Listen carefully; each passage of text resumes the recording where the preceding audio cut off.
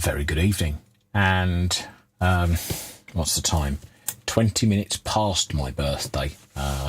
Monday was my birthday. It's now 20 past midnight on the 18th. And I thought I'd just have a little look at what's come in the post recently. Nothing major. You might notice a slight change in the audio. We've gone from mono to stereo. And when I say stereo, I mean proper stereo. What I'm going to do is let me just quickly move this camera down. And you can just about see the rack in the background flashing away there. There are now two of the audio processor units. There's one microphone, and I don't know if I can pick up the other one, and the other one's just up there. So we now have two microphones recording in stereo. So hopefully this will sound a little bit better to you. I'm just trying to get this camera straight again. Okay, so that's that bit. Thanks very much for all those who's commented on the last couple of videos. They were a bit of fun to make. Certainly the macro video was interesting because I'd not tried it out, and I did enjoy doing that. That was quite fun. So what have we got on the bench that we can go through? Well, the first thing is this little unit here, which let me just focus the overhead in properly. There we go. It looks like a plug-in unit, and it is. It's a safety tester. No doubt many people will have seen these things in the past. I'm just showing you that camera. That camera, make sure everybody can see it. Basically, it's a fused unit where you fuse the live, the negative just connects on, and you use these spring terminals to just wedge your wires in underneath. Now, I used to have one many years ago, and unfortunately, I can't remember what happened with it, and I wish I'd kept it because I wouldn't have had to buy this. Yeah, you know, for testing stuff without a mains plug on, which is common in the UK, where you don't get a plug on the end of the line cord, it's just going to save me a lot of time just being able to plug it in. And it's a little bit heavier duty than the temporary lead I was using with the Wacko connectors on it, with the lever connectors, which did work well, but unfortunately was not rated at 13 amps, which is what this one's rated at. Certainly the cable is 2.5mm square each conductor, 13 amp fuse in the plug, and yeah, that'll do. So I'm going to put that to one side. Before I go on to the other thing that's on the bench, this tube and cork, I'm looking at building a signal probe. Now, you're going to say, yep, okay, fine, that's a simple enough job. Well, it is, because these are audio amplifiers. So I've got another one, and the wire doesn't fall on the ground. I've got another one here. And what I plan to do is take off the big connector, take off the multi-pin connector here, and just gently file the board down so that it fits inside the tube properly. At the bottom, I'm going to put a probe, or what I'll probably do is a sharpened brass nut with a bit of wire soldered onto it, so that when I drop the whole thing through, I can clamp it all up tight. And on that, I'll put the germanium diode and the capacitor.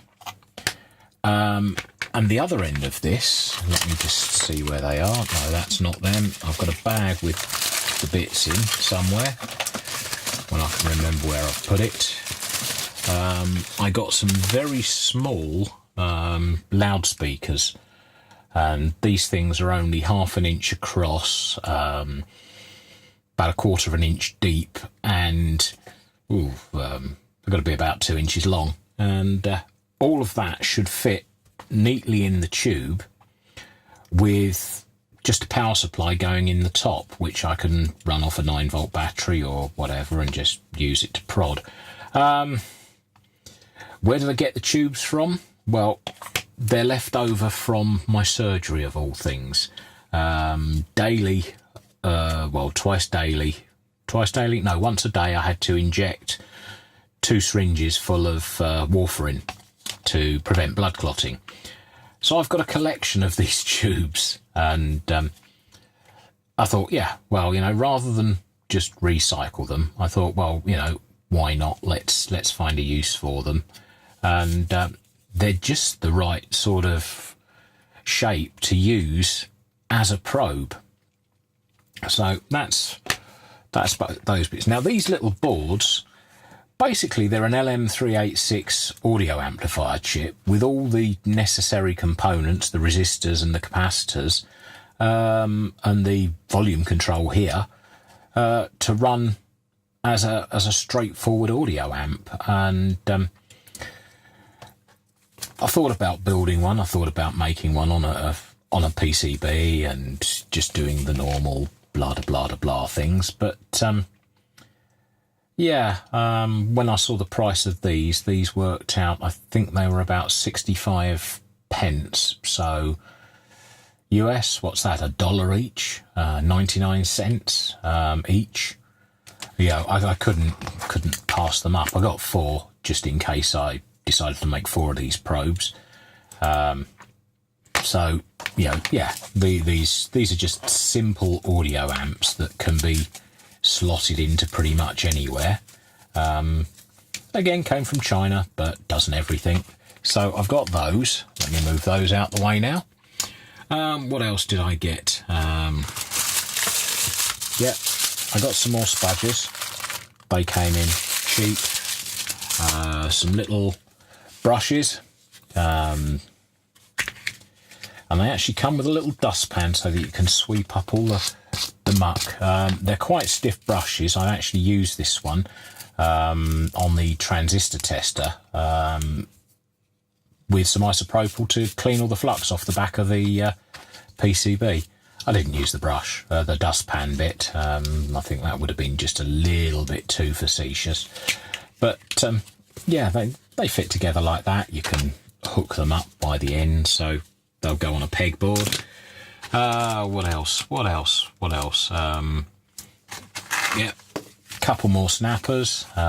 Yet to try these out. Suppose we could try this out live and see what it does. Yeah, okay. What's it say on the side? 3 to 6 volts. Okay. Positive, negative. Right. Let's just check the voltage on the power supply. 6 volts. Okay, let's be a little bit more conservative, shall we? We'll go to 4.5 volts. Let's just pull these off and see what sort of an arc we get out of these things. Whether it will work or not, who knows? The Chinese are very good at making promises. I'm just going to make sure that they're twisted up in the end so that we don't get corona discharge rather than a proper arc. Okay, so something heavy to put on the leads. Will that work? That might work. It might work if it's not heavy enough. Right, so positive, negative. Right, okay, so we're not close enough yet.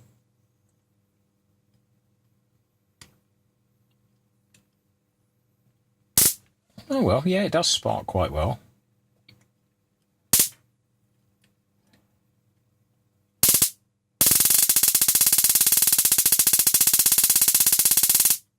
Yeah, we can draw a reasonable arc off of that. So, yeah, there we go. Got a couple more of those. I originally thought about building a Jacob's ladder with these things, but I did end up getting the monster one, which is the one we've seen in the video, which is about twice the size. I've still got the one that's not quite as big, and as I say, I've got another one of these boxed ones, so they could be quite fun. I just have to play with them. And the last thing I wanted to show is what's on the bench, and the primary reason for this video, let's turn that off so I can drop them down there, is this little kit which came from China. And this is actually the PCB with all the components and the housing for an airband receiver. And I thought, you know, rather than just make little simple kits, let's try something a bit more complicated. So I've got this, which could well be a put together on video at some stage, but at the moment it's still sealed up. The other kit I got, no, that's the transverter. The other kit I got, which I haven't got all the bits for it yet, I'm waiting for a bandpass filter board, is a 6-band HF radio transceiver. SSB, 6 bands, total build, by the time I put it in a box and power supply and everything else, probably comes in round about, what did I pay, 30, less than £100, so certainly less than $150. That's actually quite an involved kit because it involves winding all the coils yourself. You get all the bare formers and you've got to sit there and wrap the number of turns around, and that should keep me occupied for a little while. What else is happening? You know, this is just a quick flapping video, and what have we done? We've done 13 minutes. Yeah, there's seven and a half left on the camera, so there we go. This is how I'm spending my birthday, or the end of my birthday. Had all the family here, had my wife, both daughters, so I'm quite happy with that. The day before was actually my eldest daughter's birthday. She's no longer a teenager, and again we had another all of us here, which is quite nice because the youngest is going off to university in, well, next weekend I'm driving down to Guildford in Surrey, where she's going to study computing, and that will be a step up for her. She passed all her school exams, she passed her sixth form exams, she passed her American SATs, which she took because originally she thought she'd go and study over at MIT, but in the end she didn't, and she's going into the University of Surrey, so we're taking her there next week. I might take the camera and make a video of that, and we'll just see how things get on. Enough of this. I'm going to end up taking Doug's Flapping King crown, aren't I? Thanks very much for watching, and we'll speak to you all soon. Bye for now.